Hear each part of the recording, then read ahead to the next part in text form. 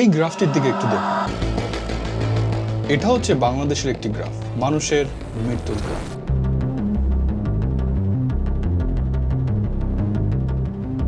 দুই সাল থেকে 2024 সাল পর্যন্ত প্রায় 28,000-এর মতো মানুষের মৃত্যু হয়েছে বাংলাদেশের রাস্তায়। কিন্তু কেন এত মানুষ মারা যাবে? এর পিছনে দায়ী কারা?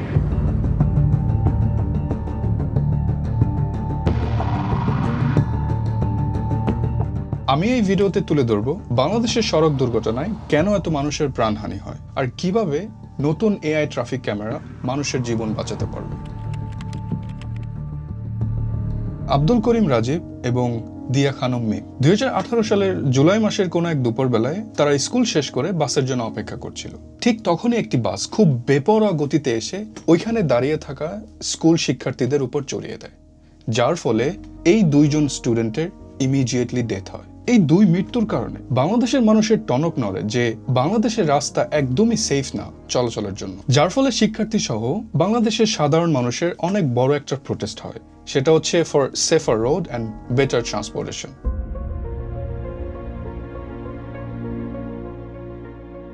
কিন্তু বাংলাদেশ স্বাধীন হওয়ার পরে এতগুলো বছর পার হয়ে গেল, এতগুলো বছর পার হয়ে যাওয়ার পরেও কেন আমাদের বাংলাদেশের রাস্তার মধ্যে কেন কোনো শৃঙ্খলা নেই? 2018 সালের স্টুডেন্ট প্রোটেস্টের পর তখনকার বাংলাদেশের সরকার নতুন একটা আইন পাশ করে রোড সেফটি নিয়ে। কিন্তু কিছুদিন যেতে না যেতেই যে লাও সেই কদু। আমরা কেউ নিয়ম মানতে রাজি না, আর আমাদের একমাত্র এই ঘাটতারামির কারণে বাংলাদেশের সড়কে মৃত্যুর সংখ্যা বছরের পর বছর বেড়েই চলছে। আমরা সবাই জানি এই মৃত্যুগুলো বাংলাদেশের রাস্তায় যত মানুষের মৃত্যু হয় এগুলো সম্পূর্ণ প্রিভেন্টেবল ছিল, কারণ বাংলাদেশের সড়ক দুর্ঘটনা অনেকটা প্রেডিক্টেবল। 2018 সালে সেই ঘটনার পর বাংলাদেশের শিক্ষার্থীরা ট্রাফিক কন্ট্রোল করে কিছু সময়ের জন্য। হাজার হাজার স্টুডেন্টরা রাস্তায় নেমে গাড়ির লাইসেন্স চেক করে, আনফিট গাড়িগুলো আটকে দেয় এবং খুব সুন্দরভাবে তারা ট্রাফিকটাকে কন্ট্রোল করছিল। আর সব থেকে লজ্জাজনক হলো ওই সময় স্টুডেন্টরা খুব সুন্দরভাবে ট্রাফিক ম্যানেজ করছিল compare to actual traffic system. কিন্তু প্রশ্ন হচ্ছে, বাংলাদেশের রাস্তা কেন তো ডেঞ্জারাস মানুষের চলাচলের জন্য? আপনি কারোর সাথে যদি বাংলাদেশের রাস্তাঘাট নিয়ে কথা বলেন, সবার থেকে কমন একটা উত্তর পাবেন, যেটা হলো রাস্তাঘাট ভালো না, রাস্তায় অনেক গাড়ি চলাচল করে। Okay, there is some truth to that, but আসল সমস্যা হচ্ছে আমাদের ল্যাক অফ অ্যাকাউন্টেবিলিটি। আমাদের দেশের মানুষ একটু ইগোসেন্ট্রিক, কারণ আমরা মাথা নত করতে পছন্দ করি না। আপনি উঠলেন কেন উপরে? অ্যাক্সিডেন্ট তো পরে ব্যাপার। ক্যামেরা লাগেও কি আপনাদের সোজা করতে পারে না? ফুটপাতে কেন উঠলেন আপনি? তো আপনার মতোই। আপনি যখন রাস্তায় বের হবেন কোথাও যাওয়ার উদ্দেশ্যে, তখন আপনি একটু খেয়াল করলে দেখতে পাবেন যে 4 লেনের রাস্তার মাত্র 2টি লেন খোলা রয়েছে, আর বাকি 2 lane local bus, private car, hawker, এদের কারণে বাকি 2 লেন সম্পূর্ণ বন্ধ হয়ে যায়। আর তখন যদি আপনি তাদেরকে গিয়ে কিছু বলার চেষ্টা করেন যে আপনারা কেন এভাবে মানুষ উঠাচ্ছেন বা কেন এভাবে গাড়ি পার্ক করে রাখছেন, তখন দেখবেন যে তারা একটা কমন উত্তর দিবে। সেটা হচ্ছে যে সবাই রাখছে তাই আমিও রাখছি। তখন আপনি চিন্তা করতে পারেন যে এই দেশে কি কোনো আইন নেই, যে যার মতো যা ইচ্ছা তাই করতে পারতেছে? 1983 সালে বাংলাদেশের মোটর ভেহিকল অর্ডিন্যান্স নামের একটি গ্যাজেট পাস হয় এবং 2018 সালে সেই গ্যাজেট কিছুটা অল্টারনেট করানো হয় এবং সেটা পাস করান তখনকার সিনিয়র সচিব মোহাম্মদ আব্দুর রব হাওলাদার। আর এই গ্যাজেটের মধ্যে বাংলাদেশের সড়কে চলতে আপনার যত নিয়ম কানুন দরকার সবকিছু বিস্তারিতভাবে এই গ্যাজেটের মধ্যে রয়েছে। কিন্তু সমস্যাটা কোথায় জানেন? নিয়ম থাকলেও আমাদের না কাউকে জবাবদিহিতা করতে হয় না। আর শুধুমাত্র এই ছোট্ট একটা জিনিস, জবাবদিহিতা, এই জিনিসটা না থাকার কারণে হাজার হাজার মানুষের প্রাণ চলে যাচ্ছে।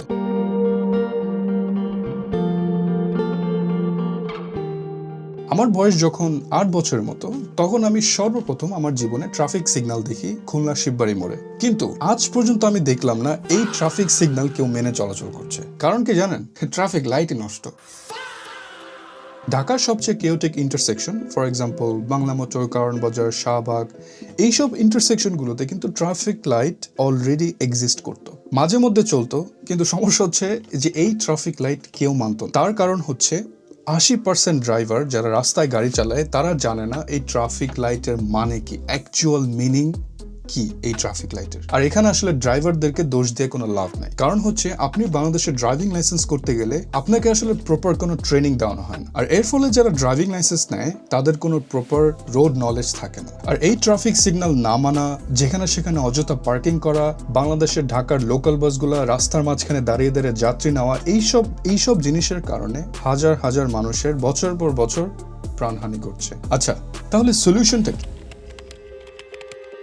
সলিউশনটা হচ্ছে এআই ট্রাফিক ক্যামেরা। আপনি যদি আমাকে বলেন যে বাংলাদেশ সরকারের বেস্ট ডিসিশন কোনটা, আমি বলবো যে this is one of the best decision the Bangladesh government ever made in years. মে মাসের 7 তারিখ প্রাথমিকভাবে AI traffic camera roll out করে ডিএমপি, যেটা ঢাকার মেজর ইন্টারসেকশনগুলো কভার করবে। হোটেল ইন্টারকন্টিনেন্টাল থেকে জাহাঙ্গীর গেট পর্যন্ত সর্বমোট 25টি এআই ক্যামেরা থাকবে। আচ্ছা, এই এআই ক্যামেরা কি কি ভায়োলেশন ডিটেক্ট করবে এবং ওভারঅল এই ক্যামেরাটা কিভাবে কাজ করবে? আপনি যদি রেড সিগন্যাল জাম্প করেন, প্যাসেঞ্জার ইলিগাল ভাবে ওঠানো নামানো করেন, রং ওয়েতে যদি গাড়ি চালান, তখন এআই ক্যামেরা আপনার প্লেট নাম্বার রেজিস্টার করবে আর ওই প্লেট নাম্বার কন্ট্রোল রুমে পাঠাবে, যেখানে একটা অফিসার ইনভেস্টিগেশন করবে। ইনভেস্টিগেশন করে ওটার উপরে আপনাকে একটা ফাইন দেওয়া হবে। আর ইন্টারেস্টিং জিনিস হলো, যেই দিন থেকে ঢাকার মধ্যে এআই ক্যামেরা ইমপ্লিমেন্ট করা হয়েছে, সেই দিন থেকে ঢাকার রাস্তাঘাটে অনেক ডিসিপ্লিন চলে এসেছে।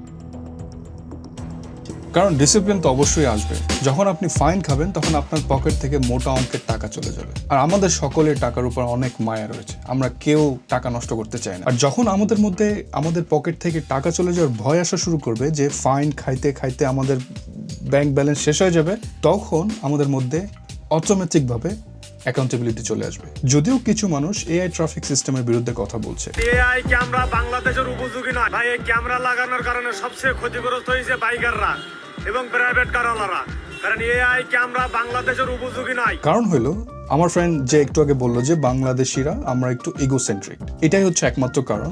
যদি কোনো কিছু আমাদের মন মতো না হয় তাহলে আমরা চিল্লাচিল্লি শুরু করে দিই। কিন্তু এআই ট্রাফিক ক্যামেরা নিয়ে আমার জেনুইন একটা কনসার্ন আছে, যেটা হলো যেসব গাড়ি, মোটরসাইকেল, বাস, এদের কোনো রেজিস্ট্রেশন নাই, নাম্বার প্লেট নাই, এদেরকে কিভাবে ডিটেক্ট করে মামলা দেয়। আর ওইসব বিনা রেজিস্ট্রেশনের যানবাহনগুলো স্বাভাবিকভাবে রাস্তাঘাটের নিয়ম মানবে না। আর যখন তারা নিয়ম মানবে না, তখন দুর্ঘটনার সংখ্যা আরো বেড়ে যাবে। এখানে আমি আমার মতামত দিতে পারি। সেটা হচ্ছে, দুবাইতে যদি আপনার কোনো গাড়ির নাম্বার প্লেট না থাকে বা রেজিস্ট্রেশন না থাকে আর সে যদি রাস্তায় চালায়, তখন এখানকার এআই ক্যামেরাগুলো ওই গাড়িকে ডিটেক্ট করে এবং গাড়ির মধ্যে যে মানুষ বসে ওই গাড়িটা চালাচ্ছে ওই মানুষকে ডিটেক্ট করবে।